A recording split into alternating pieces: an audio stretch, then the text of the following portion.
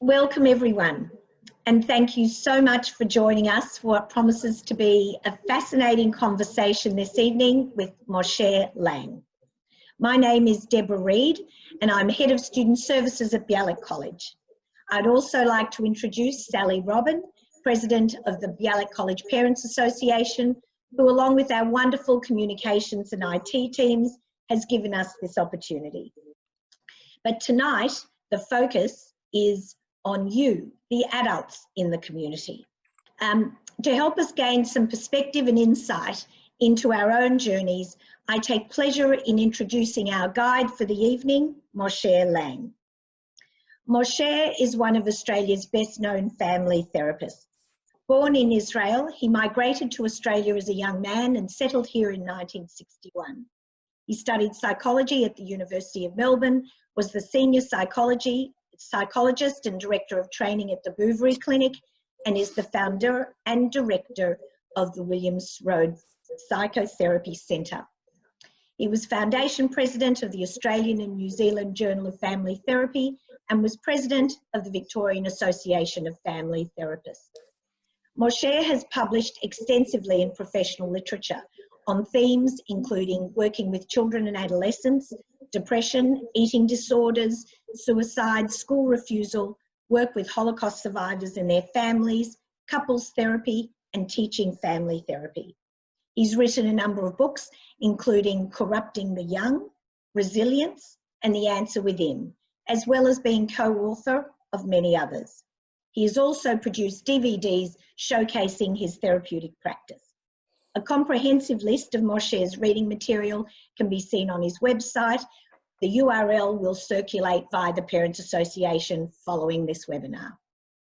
Moshe has been a regular commentator on issues associated with clinical psychology and family therapy and is well known for his workshops and unique teaching style, marked by clarity, humour and empathy, which I'm sure we will witness tonight. Welcome, Moshe. We are going to begin the evening with some questions we've received ahead of time, but then we will open the floor to your questions. Please use the Q&A button on the screen and we will get to as many of your questions as we can. So over to you, Sally, for the first question. Thank you, Deb. Moshe, you chose a very interesting title for tonight's webinar talk.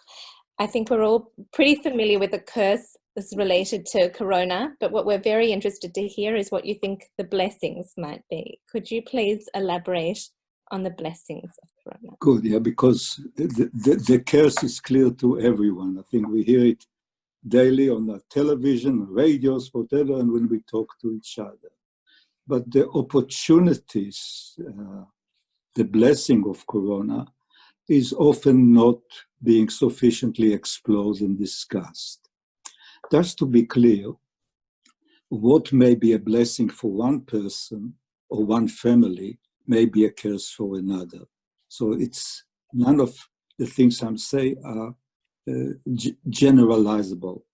But to start with just making a list, maybe I'll start by saying this, that regularly when I talk to my patient, I ask them, so tell me the good news too about Corona. So over the 6 months or so, I've collected a very large list of advantages of Corona. Just to mention a few of them, the dogs in various families are doing fantastically well. They get much more walks. Apparently, the pandas are doing very well in China, I was just told before. In fact, their love life has improved out of sight. And the environment has benefited a great deal. The skies are clear in a whole lot of places. Probably road tolls. You see, in Australia, there's about 1,000 people dying on the road every year. Presumably, it's now we don't hear about it, but it's been reduced a great deal. But coming back to what's more relevant to us today, for example, I was talking to one young man who said to me, since Corona, things are fantastic for him. There's football every day, basketball just about every day. He has a lot of time with his girlfriends. Much greater intimacy between them. He still has the work, and his salary now is worth in the marketplace much more than it was before. And you notice also that lots of people, when I ask about the blessing of Corona, there's a certain degree of guilt about enunciating it. It's a bit like eating in front of people who are hungry. So there is a certain degree of guilt or discomfort about acknowledging the advantages that many people do experience. The other one is, of course, that families are together much more. Of course, for better or worse. But to many, it's been a great advantage that the kids are at home, the parents are at home, they play more games, fathers can be more involved in their children's education, they get to know each other better. You also find, very often you find out who your real friends are, because you find out that there are people who, if you need, they give you the support that you imagine. And I can go on and on and on, but I'll leave it at that for the time being, unless you want to ask me questions about it. Or maybe I'll say a little bit more. There are the advantages that anybody can articulate, and there are unqualified advantages for some people. However, there's another class of potential advantages, and they are the advantages that what is happening to you, you actually don't like. You're being challenged. You're being confronted. And in the process, you also then learn that you have certain abilities and skills that you did not imagine before. You find it, you find that your children may have it, that your spouse has it, that your friends have it. And then there's a whole host of them. And then, of course, there are things that you are not aware of at the time, but in years to come, you may find that they are advantageous to you. To give a frivolous example, I served in the Israeli army many years ago for 2.5 years. We were in the desert for long periods of time, and we had morning inspections, morning parade, and you always had to shave for inspection. And shaving in the cold wind in the desert was a torture.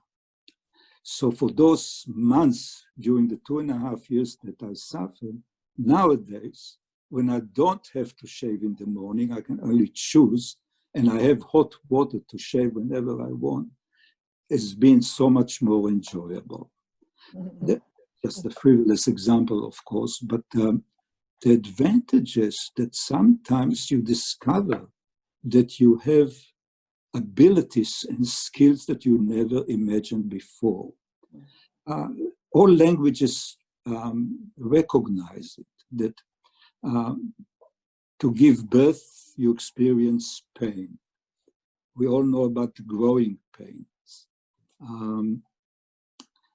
The Chinese character for crisis is also the character for opportunity. Sally, you should know, I think you studied Chinese, if I remember correctly. Yes. Is that correct? I did. And the Zen Buddhists say that emptiness is unlimited opportunities. The Jews have it that to get to the promised land, we have to wander in the desert for 40 years. So in all languages, in all cultures, and throughout life, we know that stress and anxiety and challenge and pain can lead to growth. So Moshe, I was saying to Sally that we've been talking with parents over the last few months about trying to maintain an air of calm and confidence in our homes with our children over the past few months, and that we're very much like ducks, being very calm and beautiful on the surface but madly paddling underneath. So how do we as parents manage our own anxiety in this environment? in the question that you sent to me before, there was a thing about faking it, if I remember correctly. Yes, correct. And the American saying is, you fake it till you make it. However, my favorite response is, I'm going to quote Groucho Marx, who said that honesty is the most important thing in life. When you can fake it, you are made.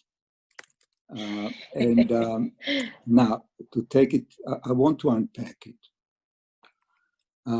Obviously, it's part of being an adult, part of being a parent, that you want to protect your children to varying degrees from life's pains and anxieties and difficulties. And to varying degrees, you may be successful or not. But in communication theory, there is an axiom, there is a statement that a message transmitted is not necessarily a message received. Meaning this, you may want to communicate calm and relaxation and control because you are trying to protect your children from the anxiety that you yourself experience. But it doesn't necessarily mean that that's what they receive. The danger is that, for example, your children would experience and notice the anxiety, and the message to them may be, you should hide your anxiety, you should not acknowledge it, you should not talk about it. So instead of you being helpful to your children, you may not be. And to make it more difficult, it may work fantastically well for one child and not for another. But on the whole, also, what happens with anxiety, it is very often communicated at a level that we don't even know that it's being communicated. Most of us know that if you pay attention, if you're sensitive to human processes, that in the company of somebody who's calm and confident, you feel the same to varying degrees. But anxious people make you anxious too, to varying degrees. Yeah. So it's a very, very complex thing.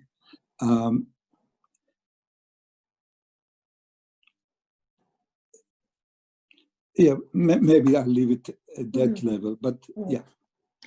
So in terms of managing our own anxiety, even though, you know, we should not, you're saying we perhaps shouldn't try to cover it up so much or to pretend that we're not feeling it, how do we know when our anxiety is actually causing harm and difficulty within our own homes? And if we feel that it is, what do we do?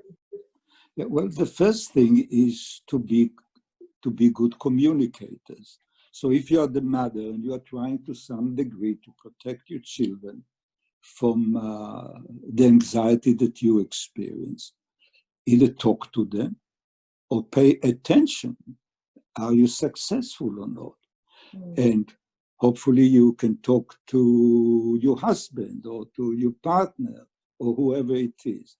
So you cannot, it's like most of life, your intention can get you to heaven, but it can also lead you to hell. So you need to check your intention and how they work. And that requires you to be sensitive both to yourself and to those around you. Moshe, Yeah, I'm with you. Basically, a lot of the advice we've been given as parents is to do these amazing things for the children to keep them happy because it's not such a happy time. And then once we've done that, the laundry is still there and the kitchen needs to be done and work, and you go from one to the other, round in a circle, back to the start. Maybe not everything's done, and maybe the children are happy, but the parents maybe not as much. So how do we make the parents feel good about themselves as well? how do we make them? If they cannot find it, you can't make them.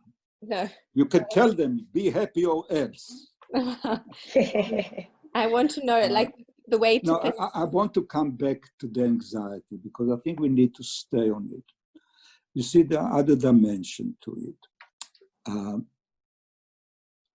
One, you experiencing anxiety, one of the things that I would recommend that you get to know your anxiety. Ideally, you also befriend your anxiety. Why? Because anxiety is not necessarily a bad thing.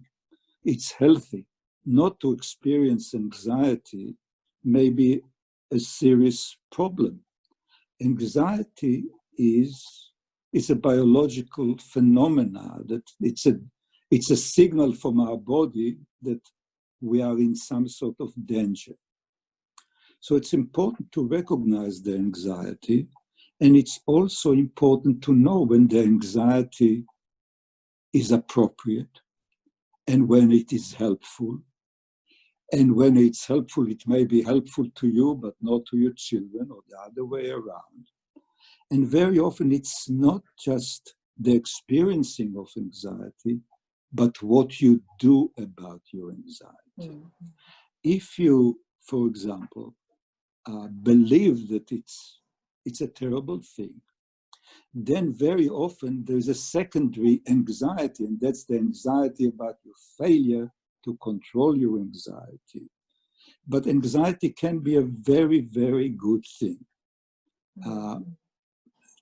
To give some obvious examples, if I was anxious about today's talk, and if as a result of it, I prepare more thoroughly, maybe my anxiety is appropriate and it's also helpful. Every parent knows, you know for yourself, you know from your children, if they're anxious and they study harder for their exams, the anxiety is a blessing. If on the other hand, because of their anxiety, they are unable to settle down and sit down and study, or they cannot perform on their exam, then it may be a curse.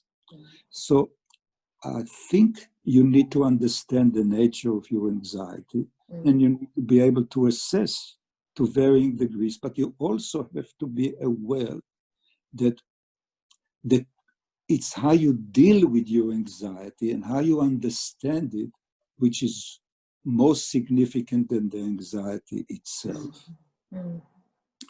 And anxiety can be the same anxiety that may be appropriate and helpful in one stage of life may not be in another stage of life, or in different circumstances, and so on. On that, how do you make that assessment and keep perspective? This level of anxiety is working positively, but this level of anxiety is tipping over into negative territory. How do we maintain perspective now at this time where our regular rules of life and relationships seem to be so challenged? By being wise. How do you know? You know because if what happens is that if you know that as a result of your anxiety, it motivates you to try harder, and you're doing better as a result, you know that you're dealing with your anxiety well. Yeah. If on the other hand, because you are anxious and you can't sleep at night, you drink too much, you eat too much, and then you hate yourself because you put more and more weight. I'm talking to my anxiety always, I tend to be every so often too frivolous, and I start making jokes too. So you stop me if I get... No, we like the jokes. But you know that most of us know if we are dealing with our anxiety appropriately or not. The problem very often is that when you try to hide your anxiety and you fail to varying degrees, then you also have the experience of failure. Yeah. So in the first place, ideally, you befriend your anxiety, you get to know your anxiety, you get to know how it manifests itself, and that is your ability to monitor your own body, your own mind, and know that you are anxious now, and then you also learn different mechanisms for dealing with your anxiety. And we often know that it's a result of, if you get anxious and you go for a walk, and as a result you get fitter and it deals with your anxiety, then you know that your anxiety is doing you a good service. If as a result of your anxiety, you drink all night, and there are all sorts of consequences to this. So, and you also have open relationship with the people around you, so that they would tell you also, you think you're doing all right, but you are not. You are too anxious, and your anxiety is communicated to other people, and it's disruptive to other people. Yeah. Or they may say to you, of course we know you are anxious, but it's okay, it's part of being alive. Yeah, yeah.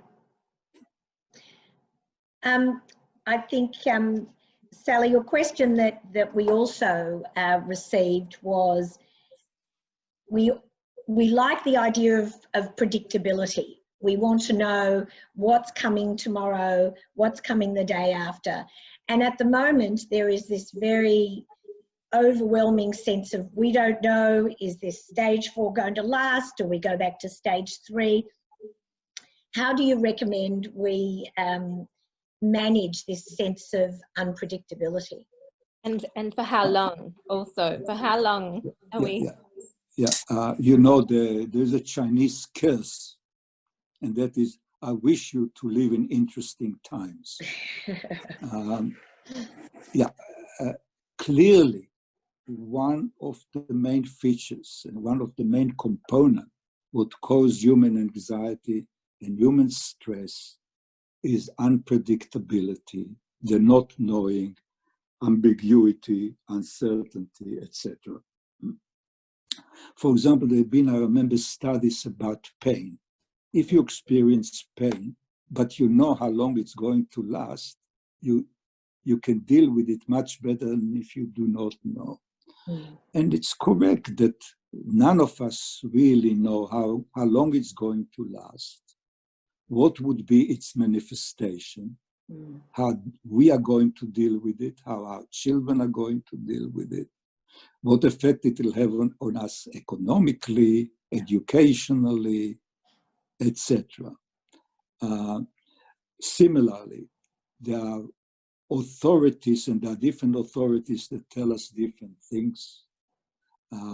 So the things that we rely on, like authorities, we cannot be sure that, and they don't know, and etc., etc. So there is and I haven't got a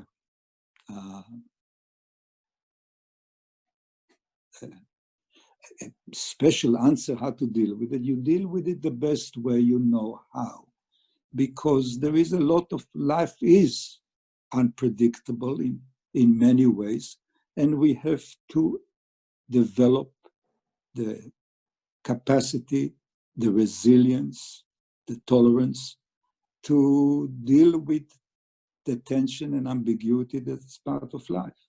Yeah.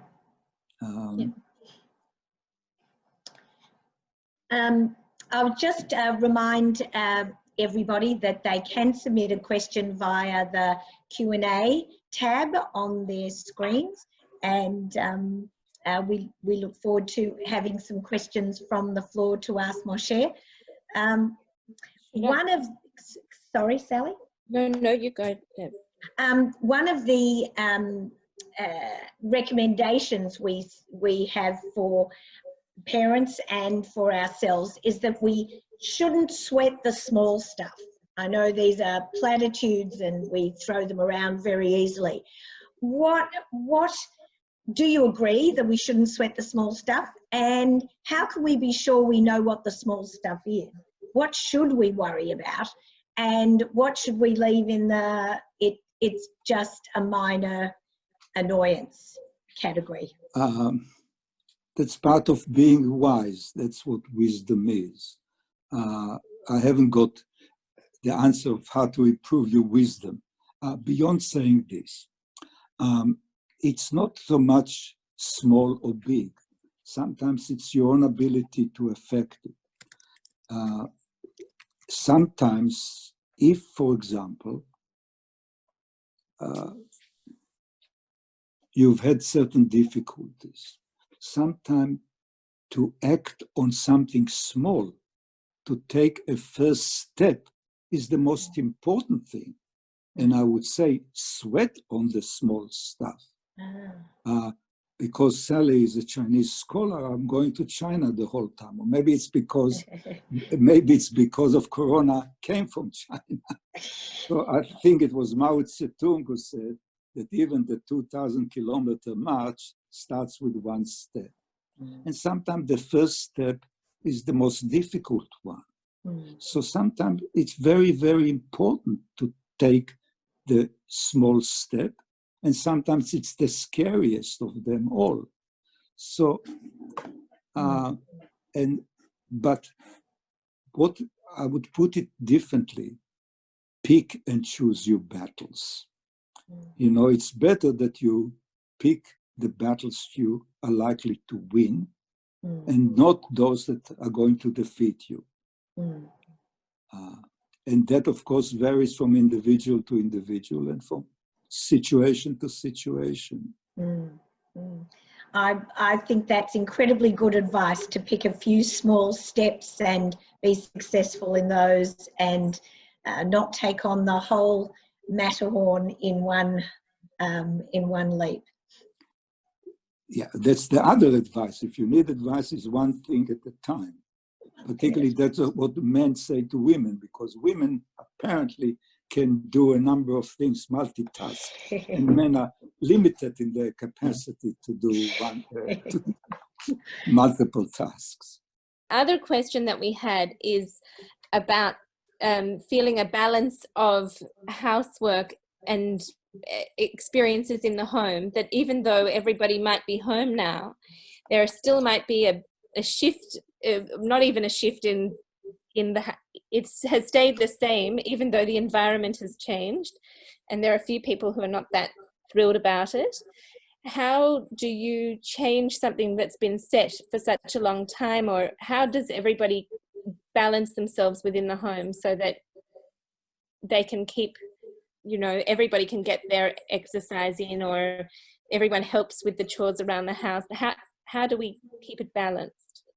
You be kind to each other, you be supportive to each other, talk to each other. All right. Look, I mean, time of crisis, it's a good diagnostic opportunity. You find out that some of the people you thought were your friends were not your friends, they weren't there for you. And sometimes your husband, your wife, your kids, all sorts of people did not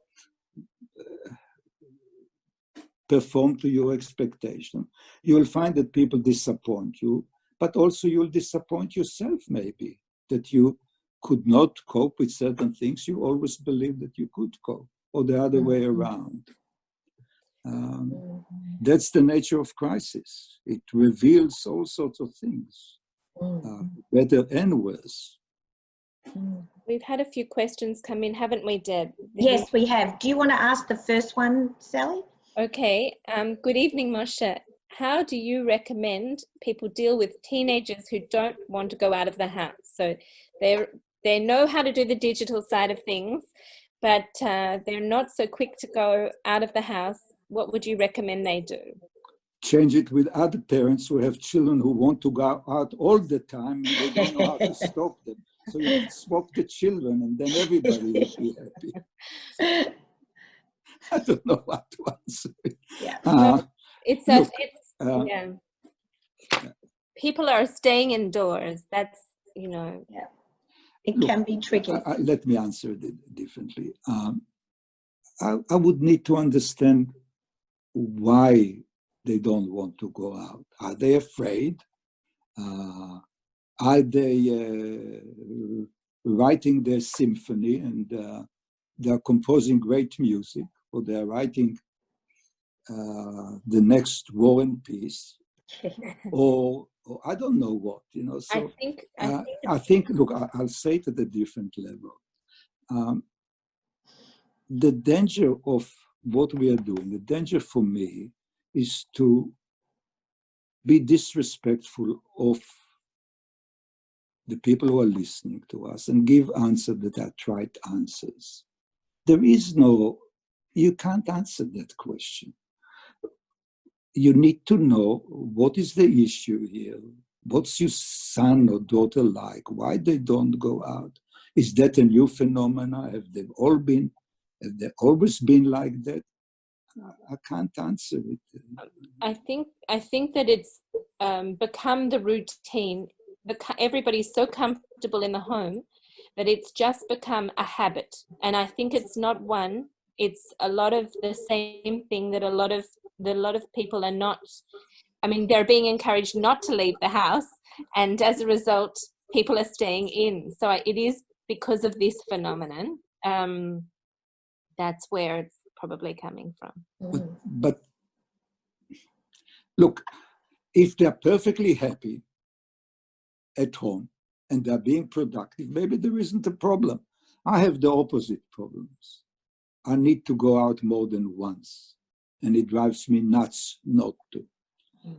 And I resent the fact that, and many people, by the way, that the regulations may make sense at the global level, but when you translate it to the individual, often it's nonsensical. Today, because I'm a keen walker, so I was walking, just there was a stop in the rain. So I was walking around, and I'm the only nutter who walks in weather like that. Yet I'm supposed to wear the mask. Yet there was nobody else walking. I think, what do? I follow the rules, or I ignore it, etc., etc. So, but it may be that they are lucky people because they are allowed to walk once a day for an hour. So if the rest of the time they have so many hours to be happy, maybe it's not a problem, it's a blessing. Moshe, sit back a little bit so we can, there you are, okay. There we are. Following on that idea of being a bit resentful about things, the other question that we've received is from a parent who wants to know what advice to give a teenage daughter who feels so disappointed, maybe not resentful quite, but disappointed at the opportunities and experiences she's missing. And you said before, we as parents work very hard so that children are not disappointed and not feeling as though they're missing out. And how do we advise this parent to speak to his or her daughter? Look, on one hand, ideally you try to show empathy, understanding, support. On the other hand, it may be a very important lesson in life that your parents, sooner or later, we all have to grow up. And part of growing up is that you know that your parents, father doesn't always know best, that parents have abilities and they have no abilities, and they don't control the environment. They live in a world, the real world, where all sorts of things happen. They cannot stop Corona, they cannot stop the rain coming or not coming, etc., etc. And part of growing up is learning to also deal with life's frustration and disappointments. Yeah.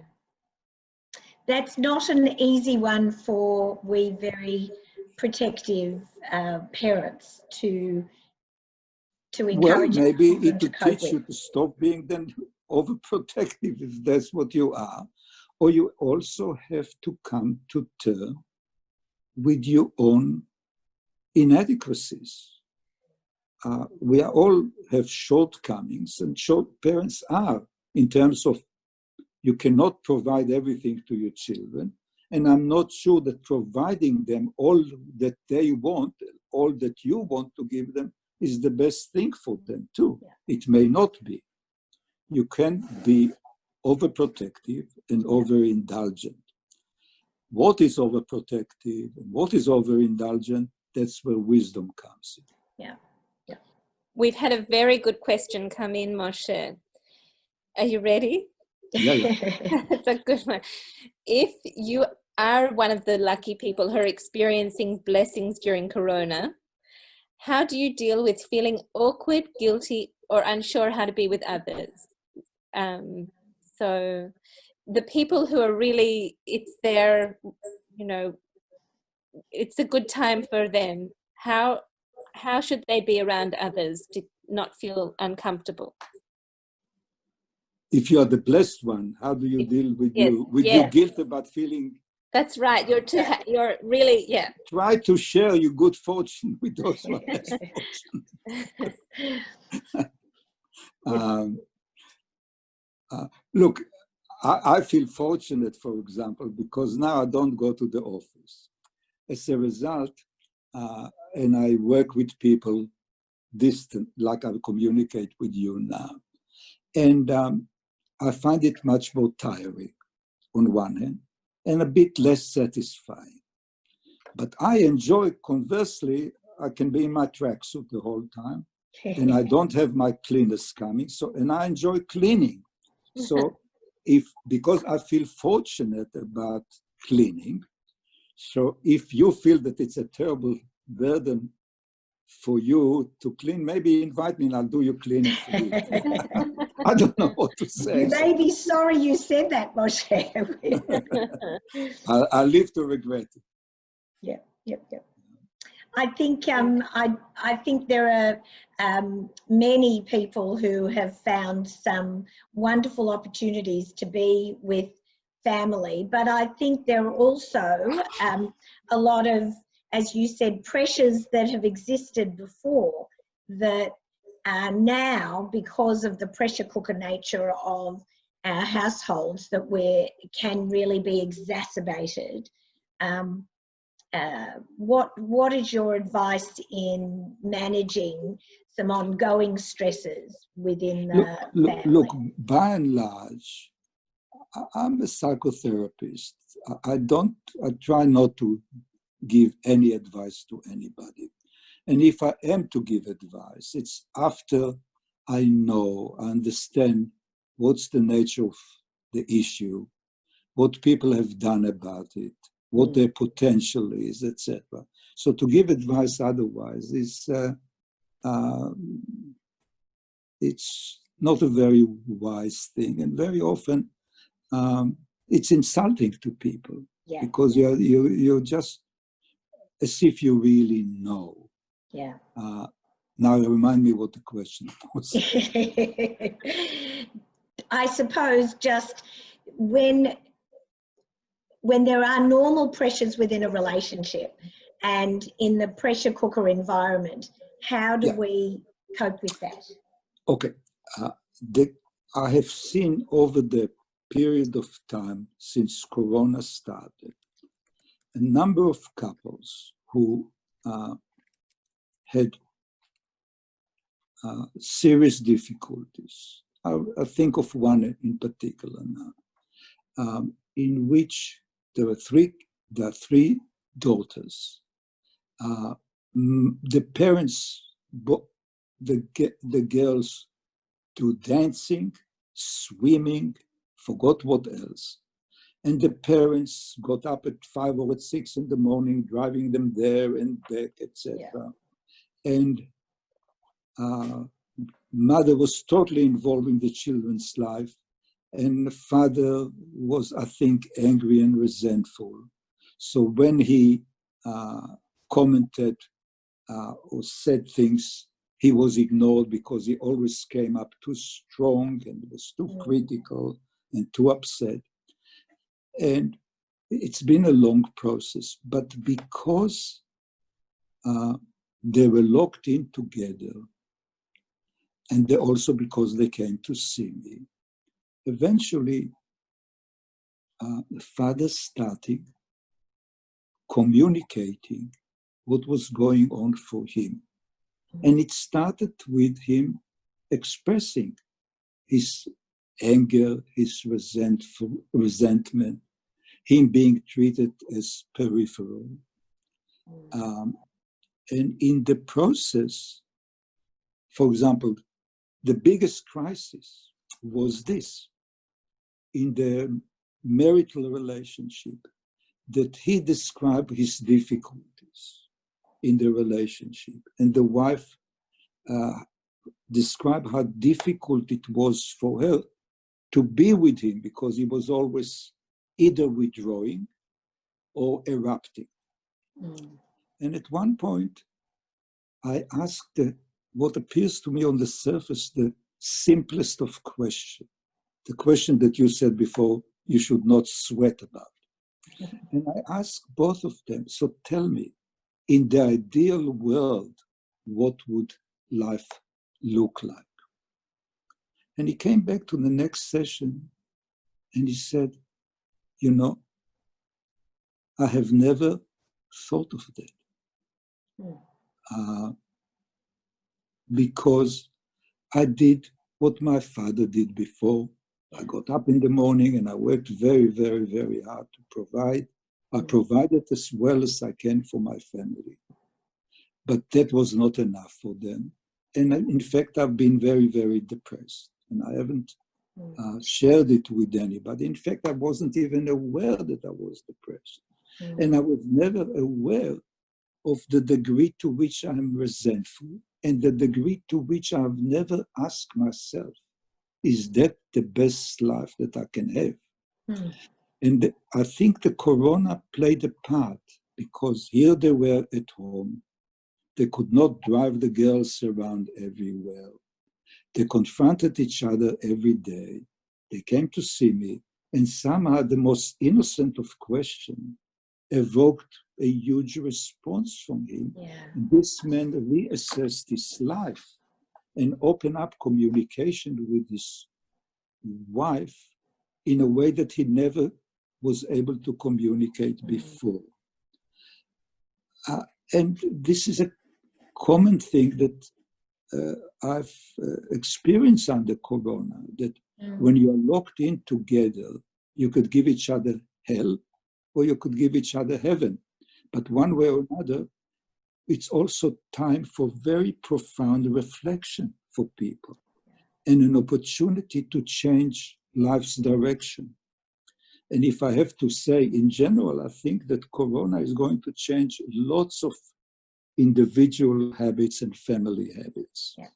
The number, it's more fathers than mothers, but both, that maybe they've been so busy outside the home and didn't give themselves enough of an opportunity to care for themselves and to spend quality time with their children.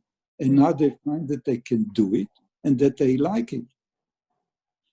And it may, by the way, lead to some families decide, instead of father working so hard to afford private schools, that they would not work so hard.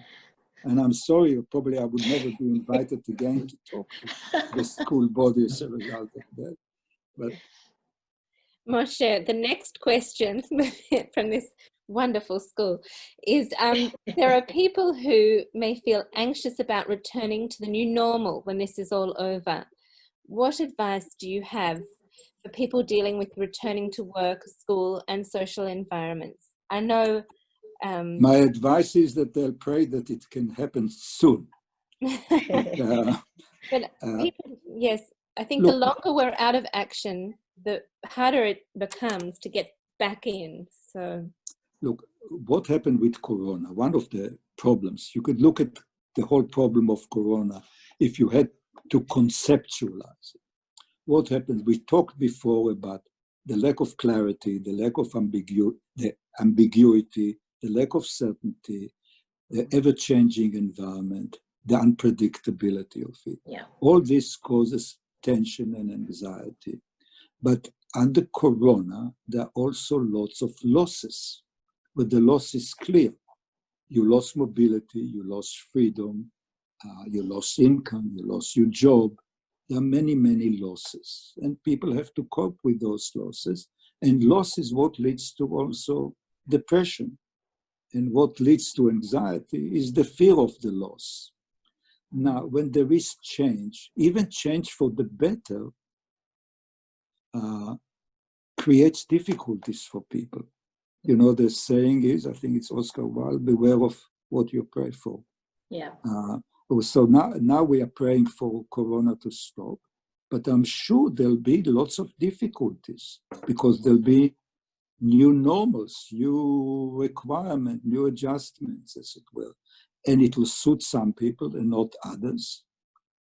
But we also live in a world that the rate of change is forever increasing. Yeah. And I think Corona is probably expediting some certain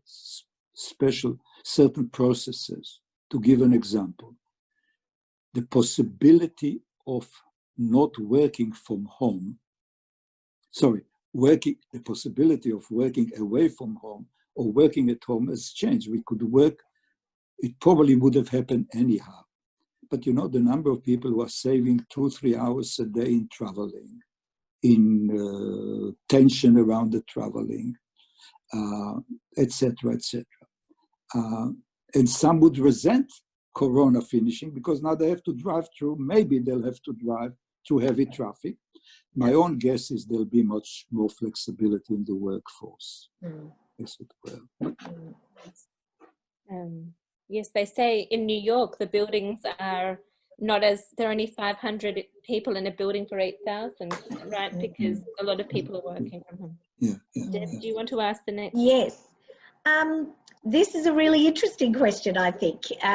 This particular question asks, what is the best way to check in with people when many people are balancing work and school and their children's school and so juggling the day?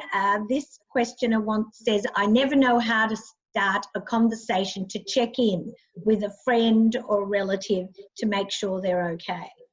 What about how are you?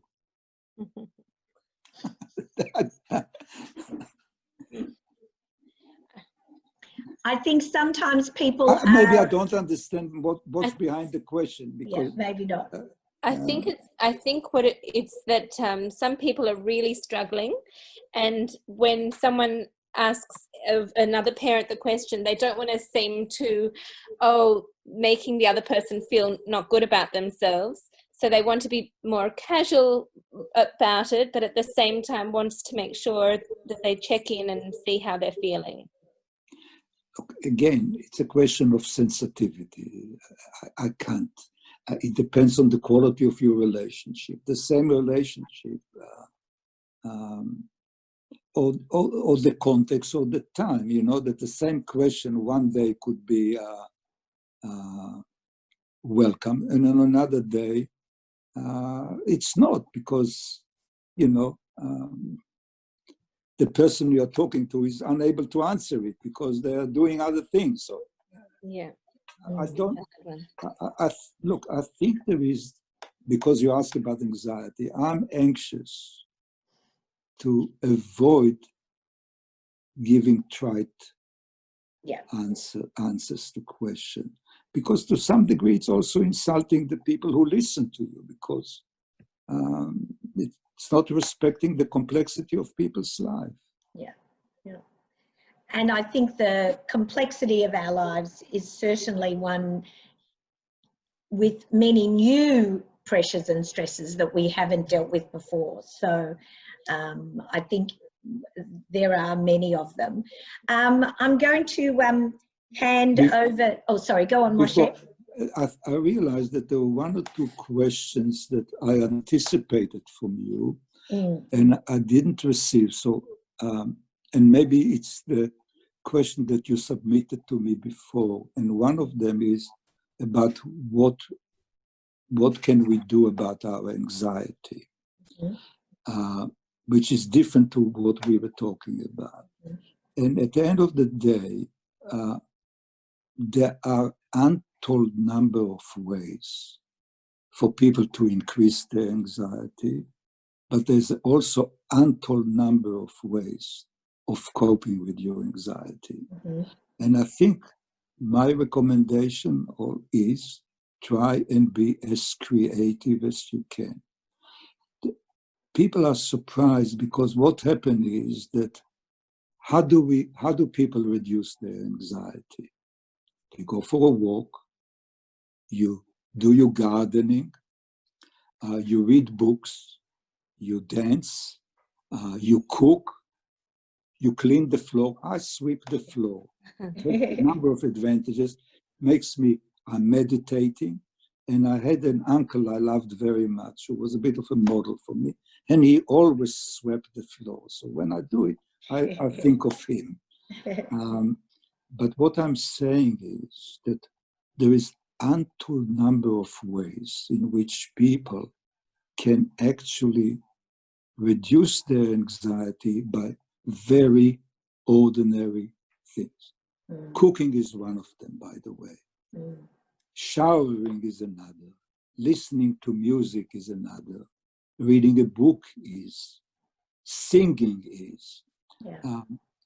But we also need to know that not everything that we think reduces anxiety, in fact, is reducing anxiety. Drinking too much or eating too much, or there are things that you do in response to anxiety that in the long run would affect and make you worse and more anxious. Yeah. But what I'm recommending is that you do explore and find out for yourself the things that help you to reduce anxiety and tension and make you feel good. There was one study that I like quoting. I forgot the details. They compared X number of groups in terms of anxiety reduction and tension management. And one group, the so-called control group, was told to continue life as they've always done. The other one was meditation and yoga, and I forgot what else. But there were few different so-called experimental groups. And what they found was that basically more or less all the experimental group did better than the control group. That was not surprising. But the next thing they found that in every group there was variability. In other words, some people, no matter what, if it was gardening, if that's what it was, or walking or singing, did better than others within each group. And then they asked the obvious question, what's the difference? Why did some people do better than others? And the answer was what we'll all predict if we spend a bit of time thinking about it. The people who were assigned to a task that they liked, stuck to it better, enjoyed it more, and did better as a result. And I would add one other thing that the study did not say, and then there is a better chance that they'll persevere with it. Yeah. I like classical music, so I benefit from listening to classical music. 95% of the Australian population does not listen to classical music. So I don't recommend it for them. But if you recommend to me to listen to some of the commercial stations to which everybody else listens, I'll suffer and I'll be impossible. Moshe, it's the same as what Voltaire said, that it's important to just cultivate your own little garden is better than looking for the answer to paradise. Just stick to that. But thank you so much for tonight. It was really very illuminating. I don't think as you told me you wouldn't, you didn't come with every answer. We have to look for ourselves, which is the point. I know. So we've got homework, but it's been wonderful. So Thank you very much. That's why one of the books I wrote, it had 2 publications. Under the first title, it was called A Family in Therapy. And when it got republished, I changed the title to The Answer Within, because basically I prefer to be the facilitator for people to find their own answers. I just want to joke with them, provoke them, try to help them to find their own answers to their own issues in life. So we have approached we have gone through an hour very quickly. That's wonderful. So I think we'll probably wrap up now. I think that's the end of the questions, and it's been wonderful. And you looked fantastic with technology, Moshe. Worked well. Thank you, Deb and Bialik, for putting this on. And Moshe, it was so special of you to come. Everyone is so grateful to you for giving your time and to speak with us. We've learned a lot, and the best part is not being told all the answers. So indeed, we're going to look for them right now. My daughter, I used to help her. She loved Hebrew at school, and I helped her with the Hebrew regularly. And one day I noticed that when I help her, she doesn't incorporate my suggestion into her submitted homework. And I said to her, why don't you do it? And she said, I need to leave some mistakes for the teacher to correct. And I'll leave some mistakes for you to correct. I just want you to know, Moshe, because you can't read them, but there have been over 100 people tonight, and you've had so many thank yous coming through in the panel chat. So you've touched a lot of people. So on the computer. Thanks for the invite, and thanks for the company. Thank you, Moshe. Thank you, Moshe. Thank you. Thank you, Sally. Good night, everybody. Good night, everybody. Thanks.